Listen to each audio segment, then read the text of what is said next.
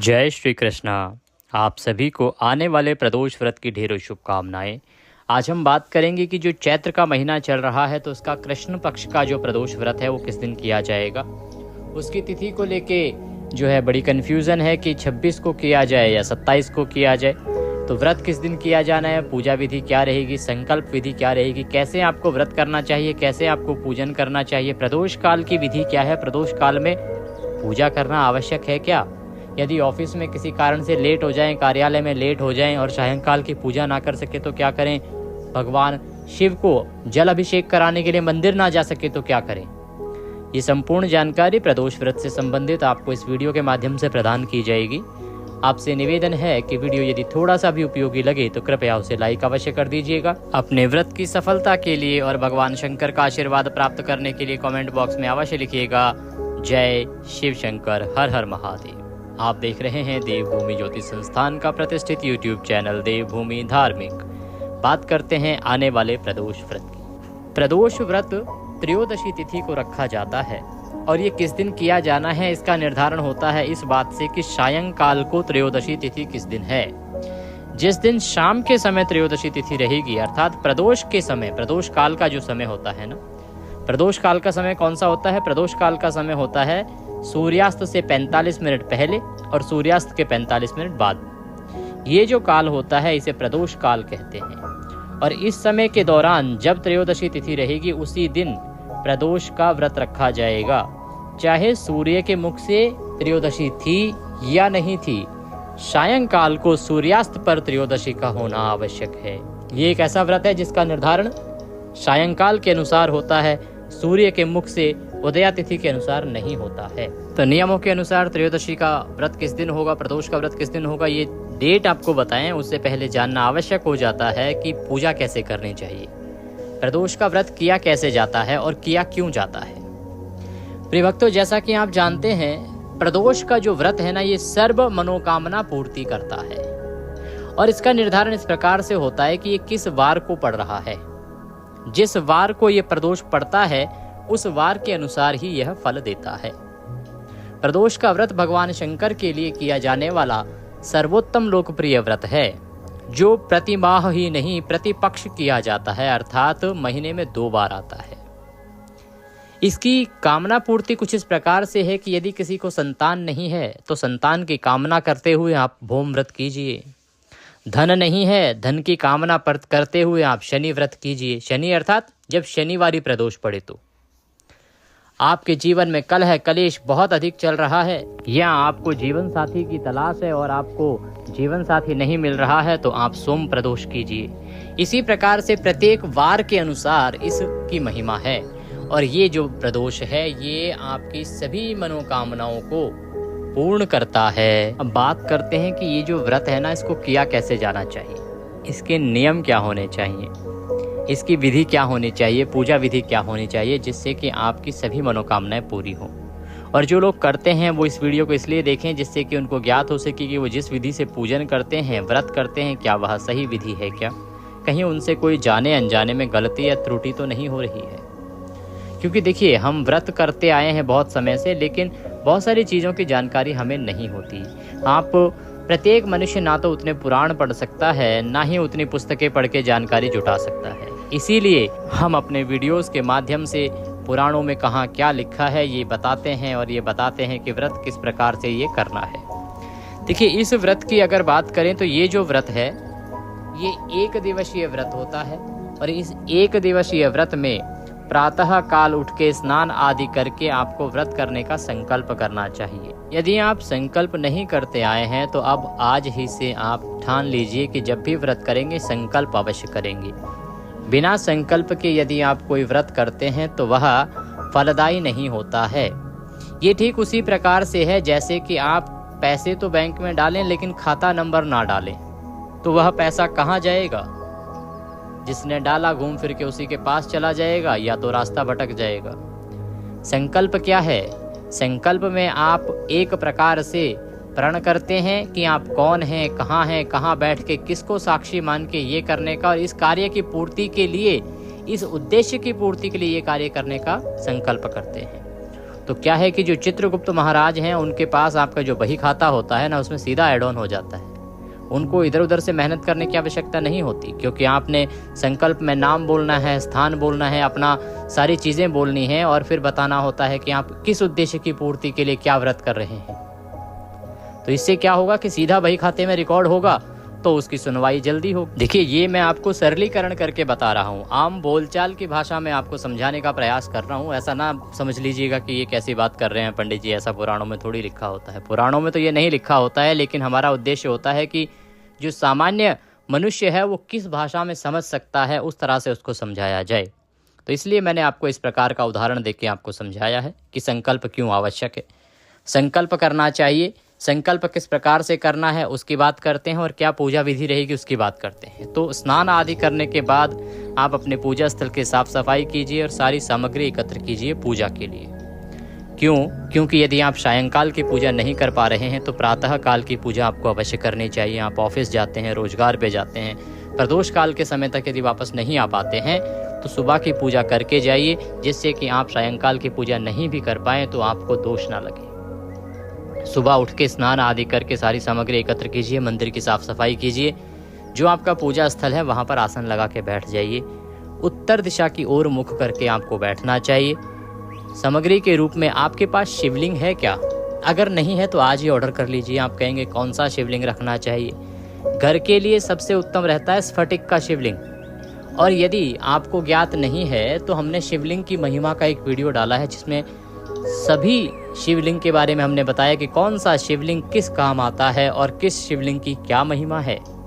उससे आप स्वयं निर्धारित कर पाएंगे, क्योंकि कौन सा शिवलिंग आपको क्या देता है, किस शिवलिंग की पूजा करने से आपको क्या फल मिलता है, ये उस वीडियो में बताया गया है।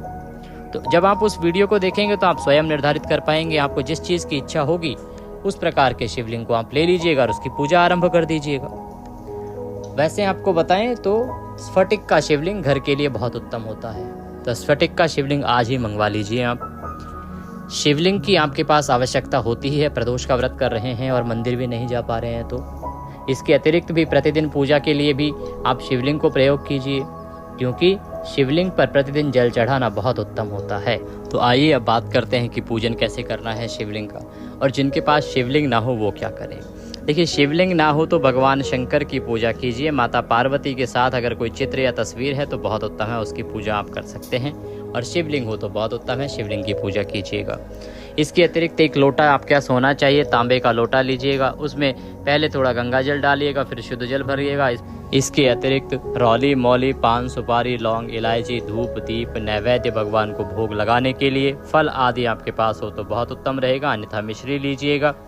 अर्पित करने के लिए फूल माला या खुले फूल आपके पास अवश्य होने चाहिए।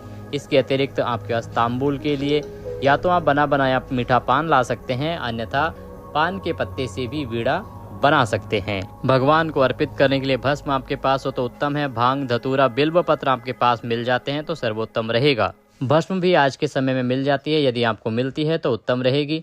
ये सारी सामग्री आप एकत्र कर लीजिएगा। इसमें से बहुत सामग्री ऐसी होगी जो आपको लानी होगी, तो वह आप अवश्य ही बाजार से या जहाँ भी आपके यहाँ फूल पत्ते आदि मिलते हैं वहाँ से लेके आइएगा।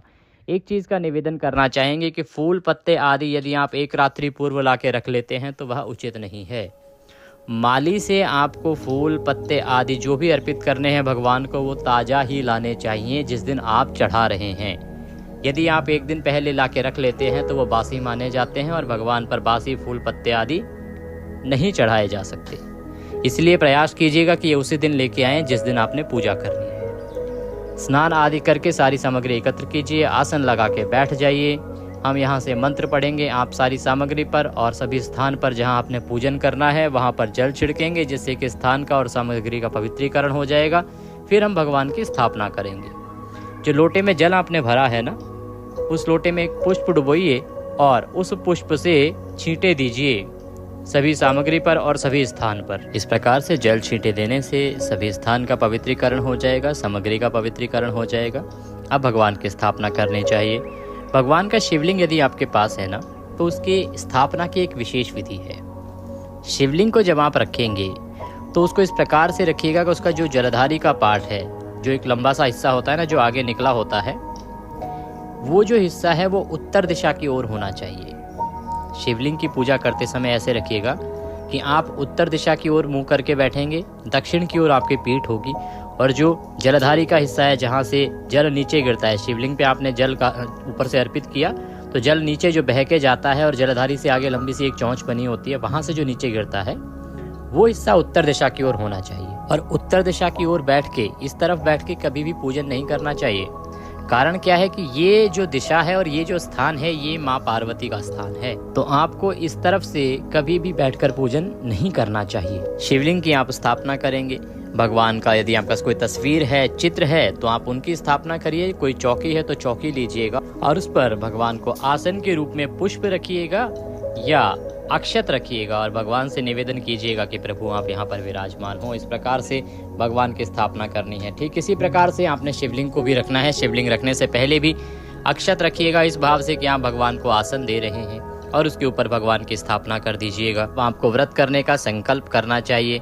संकल्प करने के लिए अपने सीधे हाथ में जल लीजिए, 1 रुपए का सिक्का दक्षिणा के रूप में कम से कम रखिए और 3 बार बोलिए ओम श्री विष्णु, ओम श्री विष्णु, ओम श्री विष्णु। अपना नाम, अपना गोत्र, जिस स्थान पर बैठकर आप संकल्प कर रहे हैं ना, वहाँ का मकान नंबर, क्षेत्र का नाम, शहर का नाम, चैत्र मासे कृष्ण पक्षे त्रयोदश्यायाम पुण्यतिथियो, प्रदोष व्रत निमित्तार्थाय, आयु आरोग्यता प्राप्त्यार्थाय, धन संपत्ति प्राप्त्यार्थाय, सुख संपत्ति प्राप्त्यार्थाय प्रदोष व्रत पूजनम संकल्पम संकरिष्ये। बोली सौ श्री विष्णु शरणौ शरणम प्रपद्ये, और वह संकल्प भगवान के चरणों में अर्पित कर दीजिए।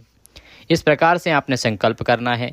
अगर आप इस विधि से ना कर पाएं, किसी प्रकार का कंफ्यूजन हो, तो केवल हाथ में जल लीजिएगा, 1 रुपए का सिक्का दक्षिणा के रूप में रखिएगा और भगवान से निवेदन कीजिएगा कि हे प्रभु, आज के दिन हम आपका प्रदोष व्रत करने का संकल्प करते हैं। हमारी ये इच्छा है, इसकी पूर्ति के लिए हम ये व्रत कर रहे हैं। आप इस व्रत को स्वीकार करें तथा आशीर्वाद प्रदान करें। इस प्रकार संकल्प करने के बाद हम पूजन को आगे बढ़ाएंगे। पूजन में सर्वप्रथम भगवान को पद्य अर्घ आचमनी प्रदान किया जाता है। तो पद्य अर्घ आचमनी प्रदान करने के लिए जो शिवलिंग पर पूजन कर रहे हैं वो शिवलिंग पर ही अर्पित करेंगे।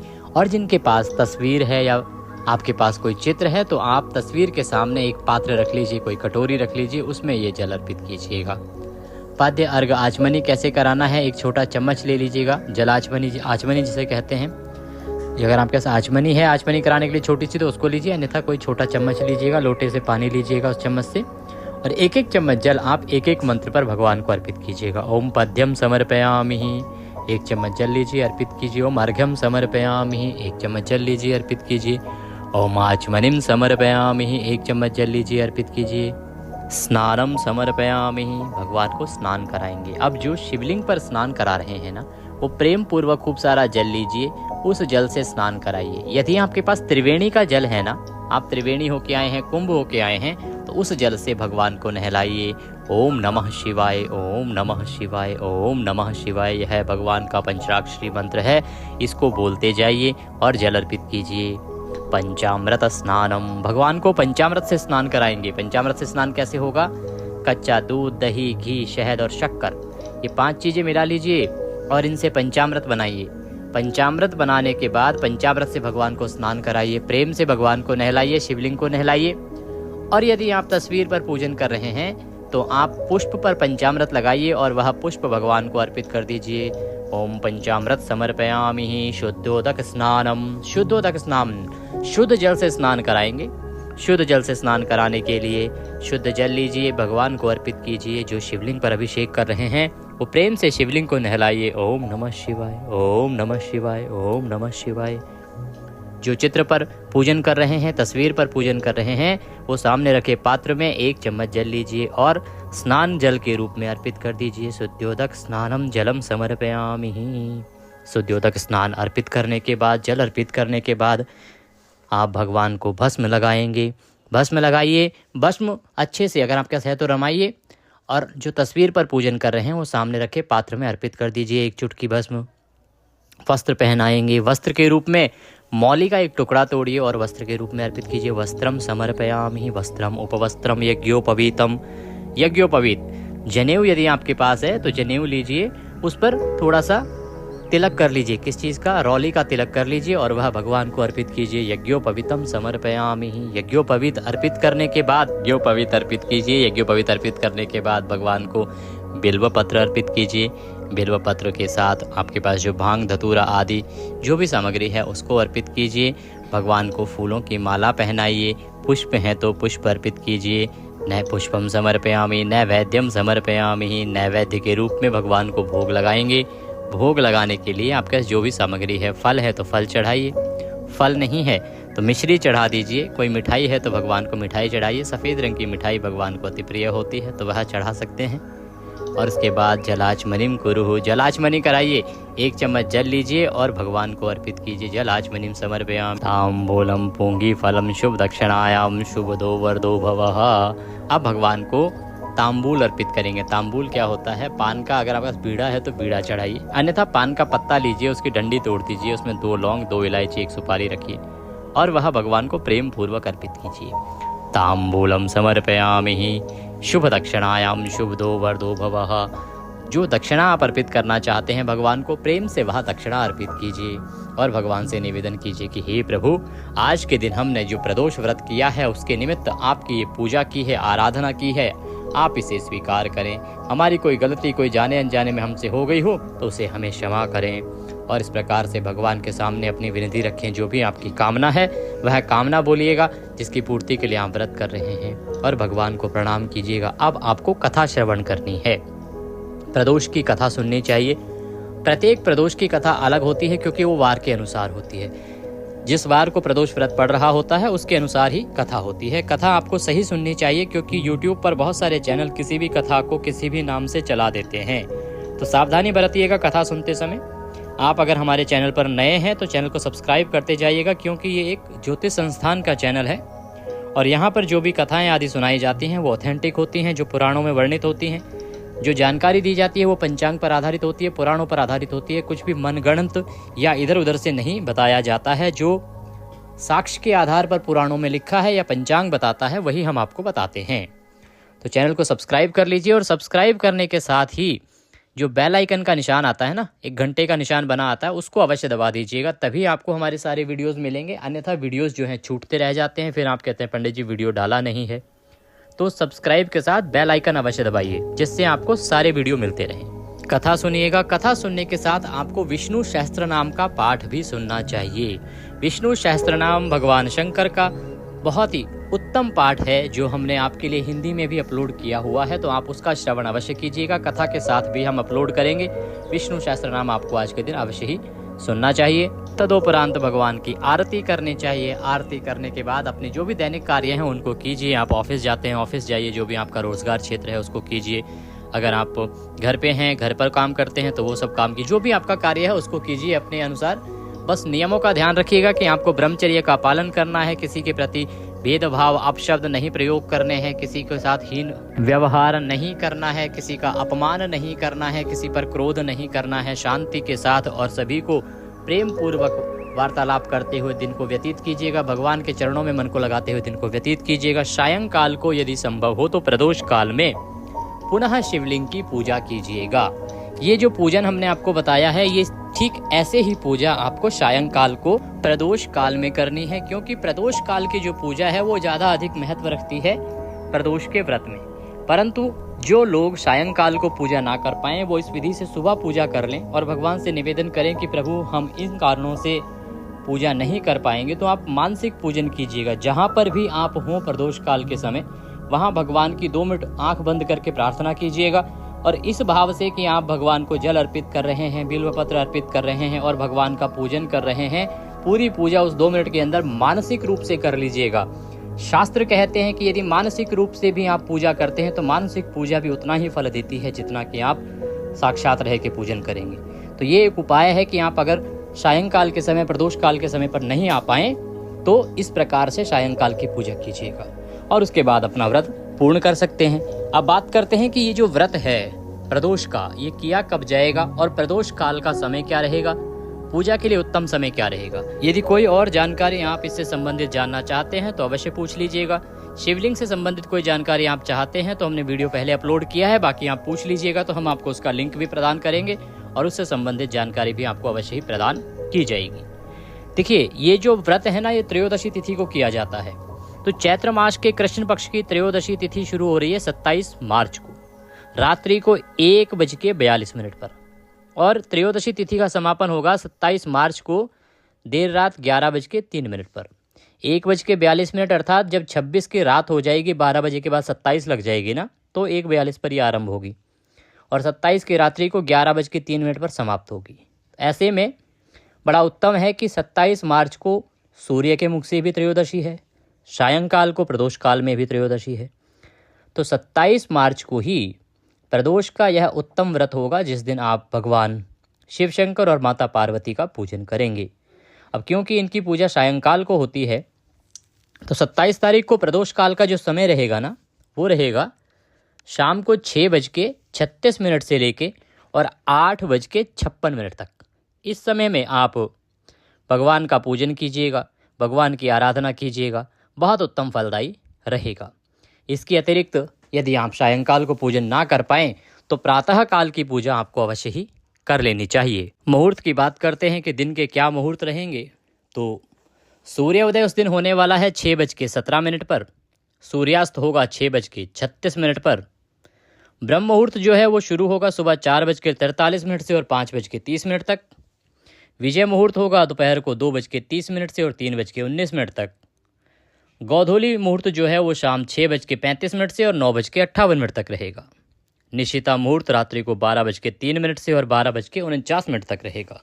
इसी के साथ ये जानकारी यहाँ पर पूर्ण होती है। वीडियो थोड़ा सा भी अच्छा लगा हो तो उसे लाइक अवश्य कर दीजिएगा। अपनी मनोकामना पूर्ति के लिए और व्रत की सफलता के लिए कमेंट बॉक्स में अवश्य लिखिएगा जय शिव शंकर, हर हर महादेव, भगवान सब पर कृपा करें।